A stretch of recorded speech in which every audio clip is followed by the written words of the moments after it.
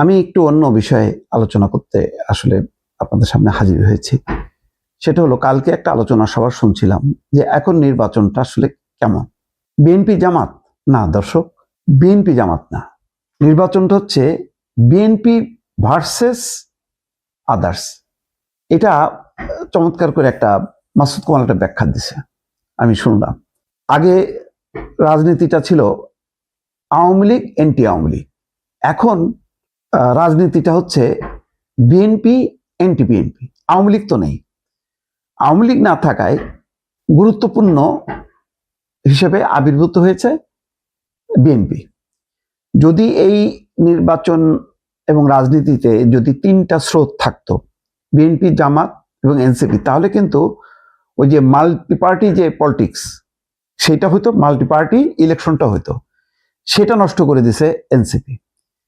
NCP নষ্ট করাতে জামাত, NCP আরো অন্যান্যরা মিলে এবং ওই 12 দলীয় জোট থেকে এটা সেটা যে এলডিপির অলি, তারপর লেবার পার্টির সাথে মিলে টিলে, মানে জিনিসটা হয়েছে যে বিএনপি ঠেকাও।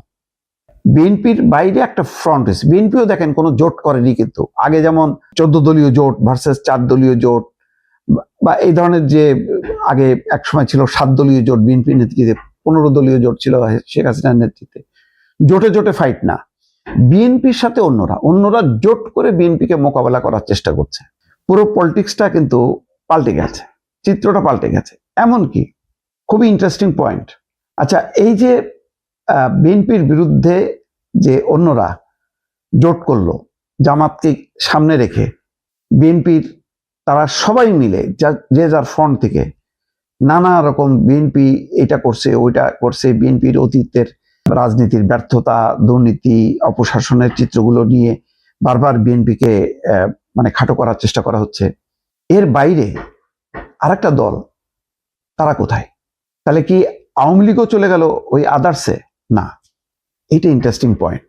আওয়ামী লীগ যতটুক খবর পাচ্ছি, আওয়ামী লীগ প্রভাবিত গোপালগঞ্জ, শরীয়তপুর, মাদারীপুর, টোটাল ওই বেলটা, ফরিদপুর, তারা সবাই দলে দলে নীরবে আত্মরক্ষার জন্য, জামাতের হাত থেকে বাঁচার জন্য তারা ভোট দিবে ধানের শীষে। চিন্তা করতে পারেন, যেই ধানের শীষ তাদের ছিল একেবারে চির প্রতিদ্বন্দ্বী, চির শত্রু, এখন তারা এটাকেই চরম পরম বন্ধু মনে করছে, আঁকড়ে ধরছে।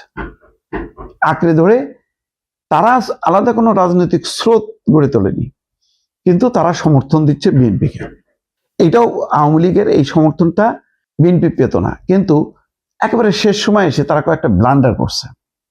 এক ওসমান হাদিকে ঘিরে তারা আওয়ামী লীগের সমর্থিত বিভিন্ন প্রতিষ্ঠান, নিরপেক্ষ প্রতিষ্ঠান, ধর্মীয় প্রতিষ্ঠানে হামলা চালাইছে। এটা একটা ঘটনা ঘটছে। আরেকটা ঘটনা ঘটছে যে ওই হ্যাকড যেই আইডি, সেই আইডিতে নারীদের বিষয়ে বক্তব্য। তার বাইরেও ওই যে জামাতের শীর্ষ পদে কোনো নারী কখনো আসতে পারবে না, পুরুষরাই নারীদের পরিচালক, এইসব কথা বলে নারীদের যে অহংকার, আত্মসম্মানে আঘাত করছে। বাংলাদেশে বহু নারী অগণিত তারা সংসার চালায়। খেয়াল করবেন, একটা পুরুষ যখন একটা মহিলাকে ত্যাগ করে, ডিভোর্স দেয় বা চলে যায়, ওই মহিলা শুধু একা সার্ভাইভ করে না, তার পেটের কোলের সন্তানটাকে নিয়ে সে যুদ্ধ করে। কল্পনা করতে পারেন, সেই তখন মূল হলো পরিচালক হয়। তাহলে পুরুষরাই পরিচালক, এই যে কথাগুলো, এইটা অনেকে মেনে নিতে পারেনি। আরো এই সমস্ত মানে কথাবার্তা, কোনো এমপি মনোনয়ন না দেয়া, এই বিষয়গুলো তাদের মানে আঘাত এনেছে। তারপরে ওই চট্টগ্রামে যে জিয়াউর রহমানকে সম্মান না দিয়ে কর্নেল অলির নাম বলতেছে, হ্যাঁ, ওই রিভোল্ট, সেই বিদ্রোহ করছে মনে হচ্ছে, সেই ঘোষণা দিছে, এই কথাগুলো সবাই মনে করছে না, এগুলো তো লক্ষণ ভালো না। তারপরে ক্যান্টনমেন্টে ওই আমি তারেক জিয়ার প্রতিদ্বন্দ্বী, এই যে একজন প্রার্থীর, আমি নামটা ঠিক এই মুহূর্তে মনে করতে পারছি না, তার যেই কথাবার্তার সিরিচক্কর মনে হচ্ছে যেন ক্ষমতা চলে আসছে, আর্মিকে ডিক্টেট করতেছে।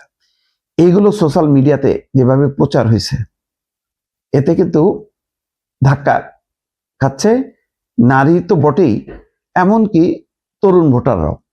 এই বাড়াবাড়িটা কিন্তু অনেক হয়েছে, অনেক মব সহ্য করছে গত 1-1.5 বছরে, আর তারা মব চায় না।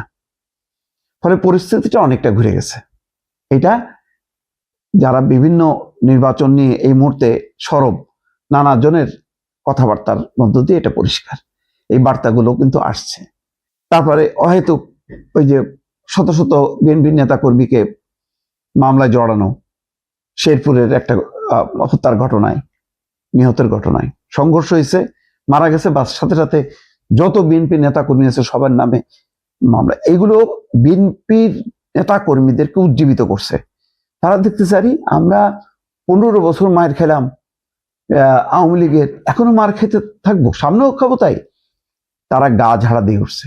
দর্শক বিশ্বাস করেন, আমি এই গত কয়েকদিনে খবর পেলাম পাড়া মহল্লায় বিএনপির নেতাকর্মীরা আগে যেভাবে তারা নীরব ছিল, এখন কিন্তু তারা মনে করতেছে যে বাপরে বাপ, আওয়ামী লীগের নেতাকর্মীরা যেমন সমর্থকরা, বিএনপির কর্মী সমর্থকরাও কিন্তু এখন দলে দলে সবাই নেমে গেছে।